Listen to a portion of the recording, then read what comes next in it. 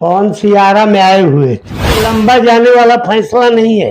100% Pawan Singh one time settlement चाहेंगी तो one time settlement हो। हमारा तलाक का मुकदमा मीन से यही है ना कि मैं तलाक चाहता हूँ। भोजपुरी के पावर स्टार पवन सिंह जी का आज 19 सितंबर को आरा सिविल कोर्ट में हाजिरी लगाना था, लेकिन कुछ ऐसा हो गया जिसके कारण से ये पूरा चीज कैंसिल हो गया। आखिर ऐसे क्या बात हो गया है, यही मुद्दे पे बात करने के लिए आज हमारे साथ मौजूद हैं पवन सिंह जी के वकील सुदामा सिंह जी। आज मिलके इन्हीं सब मुद्दों पे बातें होंगी, तो आप लोग वीडियो को अंत तक देखें। सबसे पहले स्वागत है हमारे चैनल में। जी आपका भी स्वागत है। अच्छा, पवन सिंह जी आज आने वाले थे, पूरा हल्ला था, लेकिन क्यों नहीं आया आरा कोर्ट में आज? पवन सियारा में आए हुए थे, लेकिन न्यायाधीश महोदय आज न्यायालय में उपस्थित नहीं थी, छुट्टी पर थी। ऐसी स्थिति में न्यायालय में नहीं आए। मतलब पूरी तैयारी थी, पवन सिंह जी आने वाले भी थे, लेकिन जो न्यायाधीश महोदय थे वो नहीं थी वहां पे, छुट्टी पर थी, जिसके कारण से पवन सिंह जी आरा में आके फिर लौट गए, कोर्ट तक नहीं आए। तो क्या कुछ मामला कहां तक आगे बढ़ा है, क्योंकि जो उनके फैंस हैं जानना चाहते हैं कि आखिर क्या कुछ चल रहा है पवन सिंह जी के निजी लाइफ में, क्योंकि रियल लाइफ तो देख ही रहे हैं लोग। देखिए, न्यायाधीश महोदया के आदेशानुसार पिछली बार उनकी जो तारीख पड़ी थी 1 सप्ताह पूर्व, तो न्यायाधीश महोदय के आदेशानुसार दोनों पक्ष के अधिवक्ता को न्यायालय कक्ष में बुलाया गया था। मैं भी गया था और ज्योतिषी के भी विद्वान अधिवक्ता गए थे। माननीय न्यायाधीश महोदय का यह आदेश हुआ कि दोनों पक्ष मेरे समक्ष उपस्थित हों और रिकैंसिलेशन के बिंदु पर मैं दोनों पक्ष से बात करना चाहती हूँ। जैसे कि रिकैंसिलेशन आप बता रहे हैं, हम चाहेंगे कि दर्शकों को एक बार रिकैंसिलेशन के बारे में जरूर बताएं। देखिए, फैमिली कोर्ट का एक प्रोविजन है कि जब कोई मुकदमा करता है तो माननीय न्यायाधीश महोदय द्वारा दोनों पक्ष को बुलाया जाता है और बुलाने के बाद समझाया जाता है। यह कानूनी प्रक्रिया है। तो रिकंसिलेशन एक बार और हुआ था ना? तो अभी माननीय पूर्व न्यायाधीश श्री त्रिभुवन यादव के समय में हुआ था, लेकिन उनका रिटायरमेंट हो गया और विगत कई महीना से फैमिली कोर्ट में न्यायाधीश नहीं आए। अभी वर्तमान में माननीय न्यायाधीश श्रीमती श्वेता सिंह आई हुई हैं, तो उनके आदेशानुसार उनके समक्ष फिर से रिकंसिलेशन चले के लिए आदेश उन्होंने किया है। आज उन्होंने बुलाया था और जैसा कि ज्योतिषी के विद्वान अधिवक्ता द्वारा मुझे जानकारी मिली कि ज्योतिषी भी न्यायालय में उपस्थित है, लेकिन न्यायाधीश के छुट्टी पर रहने के कारण आज कोई कार्रवाई नहीं हुई। तो सर, आप तो उनके वकील हैं, आपकी पवन सिंह जी से भी बात भी होती है, तो क्या ये रिकंसिलेशन जो जज महोदया करनी चाहती हैं, क्या ये हो पाएगा? पवन सिंह जी तरफ से क्या सुलह की बातें सामने आ रही कि नहीं आ रही? देखिए, पूर्व में भी रिकंसिलेशन हुआ था और ज्योतिषी के द्वारा यह स्पष्ट तौर से कहा गया कि मैं वहां जाना नहीं चाहती हूँ। तो ये आपसे पूछा जा रहा है, तो आप जो पवन सिंह जी का वकील है, तो आप ये बात कर रहे हैं कि ज्योति सिंह जी नहीं मानना चाहती हैं, और उनके द्वारा बताया जा रहा है कि पवन सिंह जो है वो अड़े हुए हैं कि हम नहीं मानेंगे सुलह। तो मैं क्यों बताऊं? मेरे तरफ से तो तलाक का मुकदमा हिले है। तो उधर से ज्योति सिंह जी हमने तो तलाके का मुकदमा किया है। हमारा तलाक का मुकदमा मीन से यही है ना कि तलाक चाहते कि हैं। मैं तलाक चाहता हूं उनसे।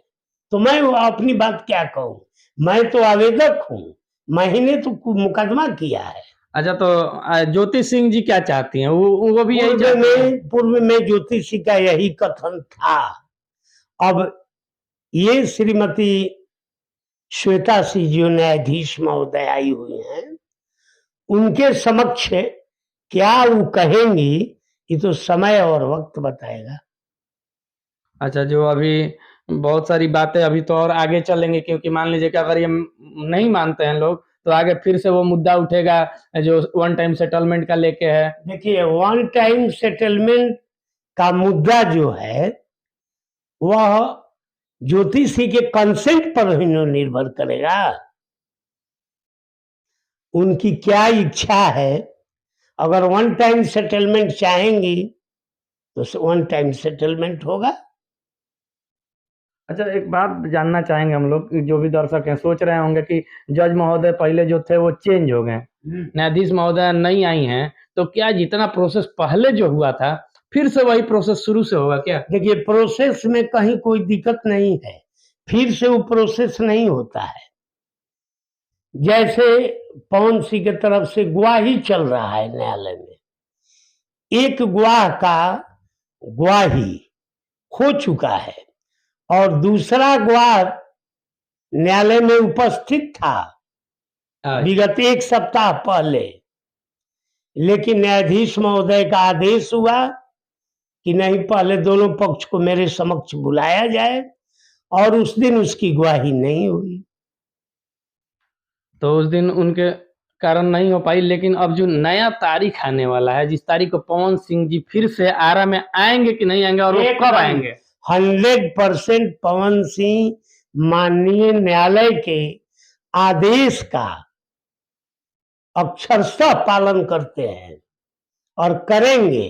तो कब आएंगे अगली? आज वो आए थे, अगली तारीख 27 सितंबर को तय की गई है।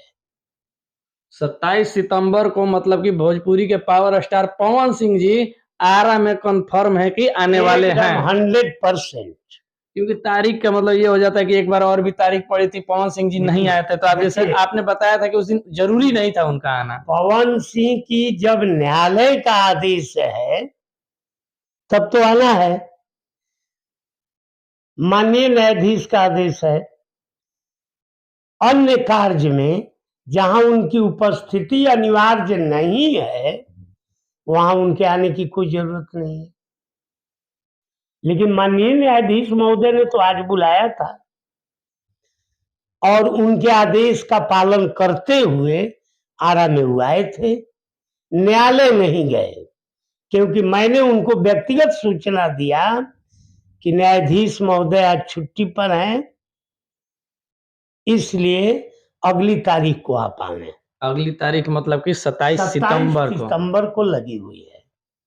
तो सर, क्या कुछ लगता है कि मामला जो है, जो तलाक का प्रकरण जो चल रहा है, क्या कुछ जल्दी कुछ फैसला होने वाला है या फिर लंबा जाने वाला? देखिए, लंबा जाने वाला फैसला नहीं है ये, बहुत साल तक हो पाएगा कि नहीं? देखिए, अब न्यायाधीश का पद अगर रिक्त हो जाए तब तो दूसरी बात है ना, क्योंकि न्यायाधीश की नियुक्ति करने का दायित्व हमारा नहीं है, नाम पब्लिक का है, माननीय उच्च न्यायालय के आदेशानुसार होता है। अभी जो विगत 7-8 माह से न्यायालय का न्यायाधीश का पद रिक्त था, अगर वो कंटिन्यू होता रहता काम तो मुझे तो उम्मीद थी कि अब तक फैसला हो गया था। अच्छा, पवन सिंह से आपकी पर्सनली बात होते रहती है, तो क्या कुछ बोलते हैं पवन सिंह जी इस मुद्दे पे कभी भी? देखिए, पवन सिंह न किसी की शिकायत करते हैं और न किसी के बारे में चर्चा करते हैं। उन्होंने मुकदमा दायर किया है, इस मुकदमे के लिए आज भी वो खड़े हैं। क्योंकि कहा जाता है कि बहुत सारे लोगों द्वारा जो अपोजिशन है, उनके बोल सकते हैं कि ज्योति सिंह जी के जो पिताजी हैं या फिर उनके वकील जो हैं, उनके द्वारा कहा जाता है कि पवन सिंह जी थोड़ा कान के कच्चे हैं, वो केवल आसपास के जो लोग होते हैं उनके बातों में आके ये सब चीजें करते हैं। देखिए, पवन सिंह किसी की बात नहीं सुनते हैं। उनका जो मुकदमा है उस मुकदमे में उन्होंने सोच समझ कर और सारी परिस्थितियों को जांच कर ही उन्होंने मुकदमा दायर किया है। अच्छा, आपने जो भी चीजें केस के तहत डाली हैं कागजी कार्रवाई में, क्या पवन सिंह जी ने खुद बताई थी वो सारी चीजें? देखिए, हम लोग वही बातें लिखते हैं जो हम लोग के पास आए हुए क्लाइंट के द्वारा बताया जाता है। तो क्लाइंट के द्वारा फैक्ट बताया जाता है और कानूनी दृष्टिकोण से उसको एक सुसज्जित ढंग से हम लोग लिख देते हैं, लेकिन फैक्ट तो क्लाइंट ही बताता है। चलिए, बहुत बहुत धन्यवाद कि इतना अपना बिजी शेड्यूल से समय निकाल के आपने हमें दिया और दर्शकों के बीच जो उनके फैंस हैं उनके बीच सारी सच्चाई बताई आपने। तो आज के वीडियो में इतना ही। कमेंट सेक्शन में लेकिन आप लोग जरूर बताइएगा कि ये जो तलाक का प्रकरण है इसको आप किस नजरिए से देखते हैं, क्या चाहते हैं आप लोग, क्या भोजपुरी के पावर स्टार जो हैं फिर से ज्योति सिंह जी के साथ हो जाएं, या फिर जो कुछ आप चाहते हैं वो कमेंट सेक्शन में बता दीजिएगा। आज के वीडियो में इतना ही, मिलेंगे अगले वीडियो के साथ, तब तक के लिए धन्यवाद।